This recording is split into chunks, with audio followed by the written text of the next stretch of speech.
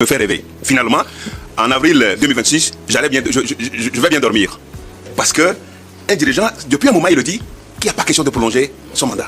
Il le dit, à chaque fois il le dit, il y avait des doutes, les gens doutaient, mais aujourd'hui je crois que c'est clair que le président Talon veut rapidement quitter la présidence et aller faire autre chose. Parce qu'après la présidence, il y a encore la vie. Et ça rassure. Il dit que la fonction du président l'a vieilli en 10 ans. Et c'est vrai, c'est une charge lourde. Et en 2 mandats, psychologiquement, les psychologues le savent très bien, les gens le savent très bien. C'est pourquoi ils ont dit qu'il faut faire 2 mandats, 10 ans ou bien 8 ans, il faut partir.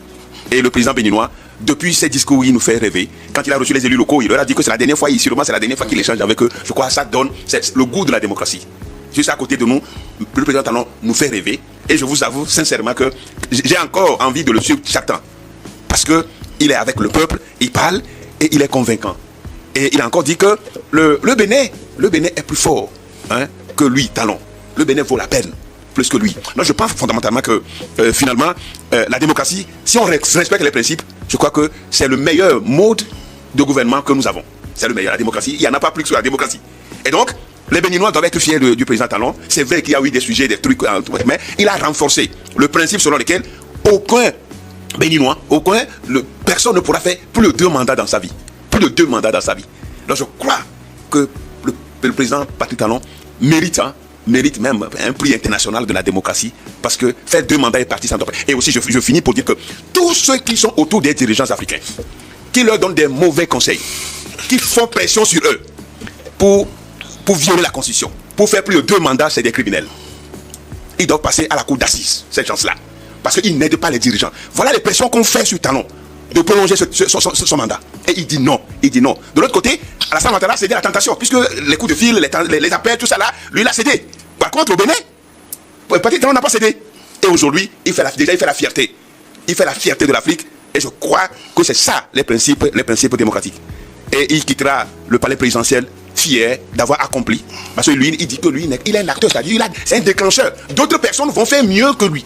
Pour ne pas dire que le Bénin a des problèmes sécuritaires, donc si Talon ne restait pas, le Bénin va être une déluge. Non.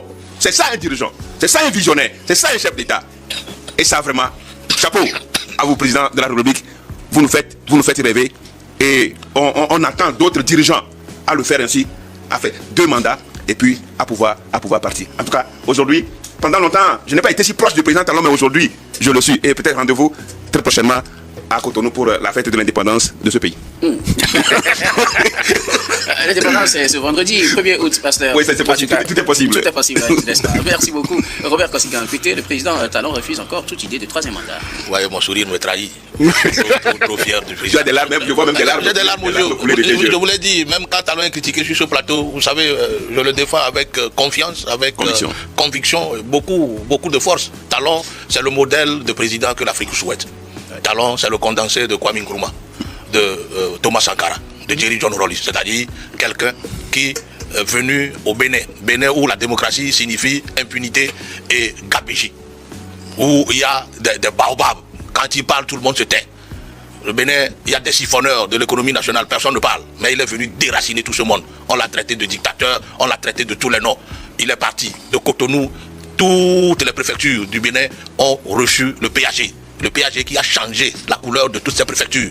Talon fait honneur au PCM du Togo. Parce que, souvenez-vous, quand il avait eu des démêlés avec Boni Yayi, c'est le PCM, son excellent force, Sozimna Nyasingbe, qui a pris son bâton de pèlerin pour faire tout pour que Talon rentre au Bénin. Et le casting qu'il a donné aux Béninois n'a pas trahi. Il lui fait honneur au président fort. Parce que, juste après les élections, il est venu, même avant qu'il prête serment, il est venu à Lomé, le remercier. Voilà, même si entre-temps, il y a eu, bon, ok, d'accord, c'est la vie, mais il a fait honneur au président fort qui a travaillé pour qu'il rentre au Bénin. Il est devenu président, il a soutenu.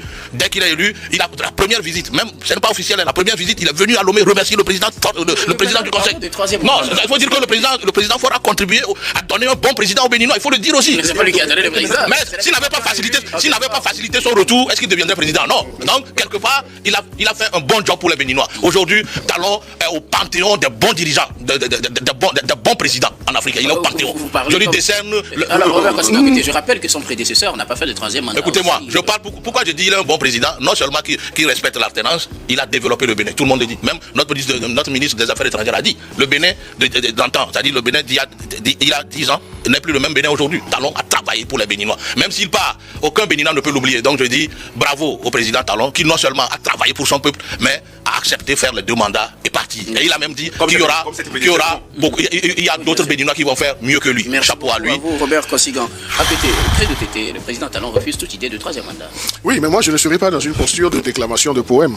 Mais je note tout simplement que, tout comme au mois de mars 2025, il a, dans sa récente sortie, donc il a maintenu sa ligne pour clairement situer l'opinion béninoise et celle internationale qu'il n'a pas l'intention de briguer un 3e mandat. Donc tout va à son actif et je dis c'est un choix d'un homme politique à un certain moment et c'est un choix qu'il assume. Et c'est un choix qu'il assume et c'est lui-même qui l'aurait voulu.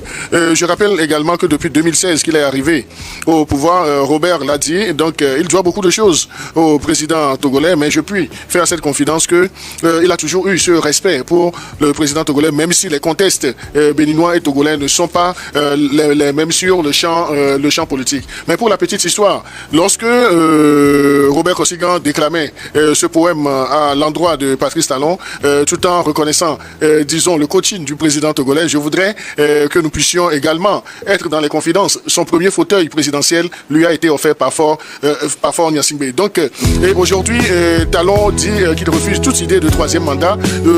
D'ici les élections, il reste encore des mois. Je lui souhaite tout le meilleur. Et tout le meilleur, c'est qu'il puisse ne pas être ébranlé pour nous dire également après, pour nous dire qu'il a réfléchi mûrement et qu'il va se positionner. Je crois que la sortie de son porte-parole, de son secrétaire général, Wilfried Roubedi, donc ne vient que mettre un point, virgule, à toutes les spéculations qui sont faites tous les